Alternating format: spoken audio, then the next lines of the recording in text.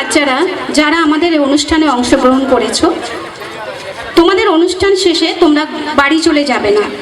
আমাদের মঞ্চ থেকে সবার জন্য কিছু পুরস্কারের ব্যবস্থা করা হয়েছে। কবিগুরু, তুমি ছিলে তাই আমরা আছি।